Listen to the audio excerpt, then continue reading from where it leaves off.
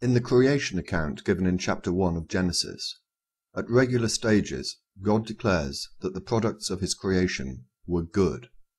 In particular, in Genesis 1:4, 1:10, 1:12, 1:18, and 1:21. Finally, when his work was complete, he states in Genesis 1:31 that all was very good. Really? Well, in this video I want to take issue with him over that statement. In my view, God's creation was far from very good. It had several critical design flaws that an omnipotent, omniscient, and omnipresent entity would not, in my view, have ever made. You may consider that it is somewhat presumptuous of me to make such a bold statement, but not only do I think I can prove it, I believe that God knew it himself. We don't have to go much further into Genesis before things start going wrong. Genesis 2:17 reads as follows: But of the tree of knowledge of good and evil thou shalt not eat of it, for in the day that thou eatest of it thou shalt surely die. Let's leave aside for now the fact that we know that Adam and Eve did eat of the tree of knowledge, and they didn't die that day. My first problem is this: what was the tree doing there in the first place? Why did he put it there? Why did he put fruit on it? At the beginning of chapter 3 of Genesis, we see another chronic mistake made by God. He had created a walking, talking serpent, one which spoke a language Eve was able to understand, and one which seemed hell-bent on messing things up. A lying, walking, talking serpent with a desire to mess up all the good work that God has done is not something that, in my view, a perfect God would have included in his creation. Neither did it help that he had imbued in Eve the trait of curiosity and susceptibility to temptation. So, as we all know, the lying, walking, talking serpent convinces Eve to eat the fruit, and she gives it to Adam, and he eats it as well.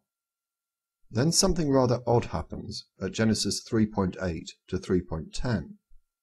At this stage, Adam and Eve appreciate that they are naked and have made clothes from fig leaves. And they heard the voice of the Lord God walking in the garden in the cool of the day. And Adam and his wife hid themselves from the presence of the Lord God amongst the trees of the garden. And the Lord God called unto Adam, and said unto him, Where art thou? And he said, I heard thy voice in the garden, and I was afraid, because I was naked, and I hid myself. I find this absolutely extraordinary. An omnipresent God can't find Adam, even though he knows he's somewhere in the Garden of Eden. So next time you're threatened that God is watching everything you do, just bear in mind that he seemed unable to find one person in a garden. So how he's meant to keep tracks on over 6 billion people is quite beyond me. We must also consider that it appears that God thinks that the perfect state for a human to be in is nudity. Does this mean that heaven, being perfect, will have all its occupants naked? It's something to bear in mind next time you contemplate a life of eternity with God. Things don't improve a great deal in Genesis 4, in which Cain kills his brother. By the time we get to Genesis 6, things have become so bad, although it's not entirely clear why, that God repenteth that he made man at all. So he decides to commit global genocide, save for Noah, who for some reason has found favour in his eyes. Now you may have thought that he might have had the decency to make the ark for Noah, but he was clearly too peeved to be bothered. I mean, come on, he built an entire universe, but he couldn't be bothered to build a little ark? He could certainly make it rain for 40 days and 40 nights, but left it to Noah to build the ark and collect all the animals. Anyway, let's move on. After a year or so, when everything had been killed off, Noah was free to leave the ark, and as stated in Genesis 9:13, God appears to have regretted his actions in committing genocide, and as a covenant with Noah never to do it again, gave us a rainbow in recompense. A small token, you might think, for someone who'd committed global genocide. And whether Noah was in fact the best choice God could have made to save is questionable, as one of the first things that Noah did was to plant a vineyard and get drunk. See Genesis 9:21. On to Genesis 19. Again, God's master plan has gone terribly wrong. This time in Sodom and Gomorrah, which God blasts away with fire and brimstone. He has the decency to save Lot, although even God can't stop himself turning Lot's wife into a pillar of salt for the crime of looking back at the cities as they were being destroyed. However, he didn't deem it fit to intervene when Lot's daughters got Lot drunk and committed incest with him. In Genesis 22, we get the appalling story of Abraham being prepared to kill his son Isaac at God's request. So, before we are even out of the first book of the Bible, God's very good creation has messed up several times, as has God's attempt at rectifying the situation, a situation which I maintain he was the architect of.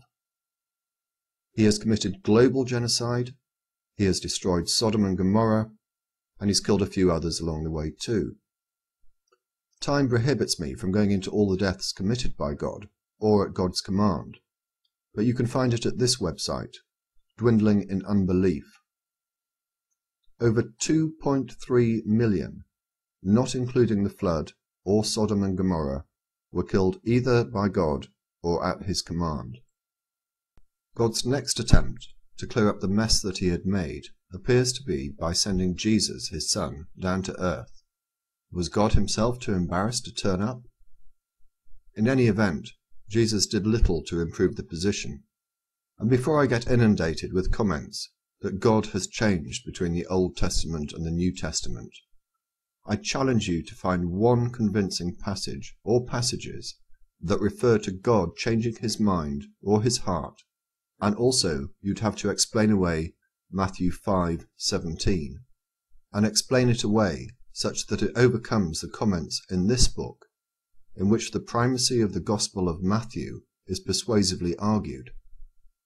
Finally, you would imagine that if God could get one thing right, it would be the creation of angels. But apparently not. He even messed up there when he created Lucifer. It really is a shabby record for an almighty and perfect being. There are other matters that make me think that God's perfect creation was far from perfect. Firstly, if he created the universe, what a shocking waste of space! The universe is billions of light years in diameter. He made all of that just to allow us to live on a small part of the crust of an average planet. Then, of course, we could mention illness, disease, famine, tsunamis, volcanoes, hurricanes, tornadoes, fires, cancer. The list goes on and on. And if God did not foresee the fact that his very good design would go wrong, why did he create hell? And yet, despite all of this, despite all of God's utter incompetence, his vindictiveness, his bloodthirsty nature, his unforgivingness, his anger, his capriciousness, every day, throughout the world, millions will clasp their hands together, kneel and pray to an entity that they consider is perfect, loving, and caring.